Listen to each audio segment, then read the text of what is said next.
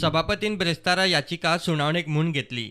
10 आमदारांचे व 3 आशिल्ल्या दोग आदवोगादांनी मागिल्लो 5 सप्तकांचो प्राझ. सभापतीन दिले 4 सप्तक. आमकां पिटिशनाची कॉपी आज मेळ्ळ्या. 2 वकील आमी 10 MLA एपियर जाले आनी आमी एप्लिकेशन फायल केलां की आमकां टायम दिवचो रिटर्न स्टेटमेंट फायल करपाक. आमी 5 विकाचो टायम मागिल्लो, 4 विकाचो आमकां दिला आनी फुडली डेट आतां नोटीस येतली आमकां of the next date of hearing. Supreme कोर्टान मणिपूर केशींत दिल्ल्या निकाला प्रमाण केस 3 म्हयन्यांत तडीक लागूंक जाय. सभापतीन हिसबा भायर वेळ काडल्यार वेल्या कोर्टात संविधानीक आव्हान दिवपाची तयारी. I only pointed out to the speaker की Supreme Courtaचो recent judgment आसा wherein Supreme Court has clearly laid down that any disqualification petition which is filed under 10th schedule has to be decided within 3 months.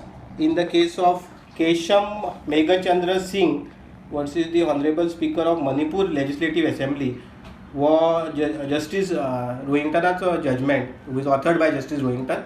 ह्या जजमेंटान at para 28 तेंच्यांनी clearly म्हटलां की that outer limit to decide a disqualification petition is 3 months from the date of filing of the disqualification petition. So I requested the speaker that in view of the law laid down by the Honorable Supreme Court, this petition should also be decided within the period of 3 months. The speaker said that I have noted the decision of the Supreme Court and I will look into that. आणि सच cases speaker जर ते follow Kareena जाल्यार तेका appeal करपाक scope आसता फुडें हायकोर्टान बी तेजे. So because now this is a law laid down by the Supreme Court.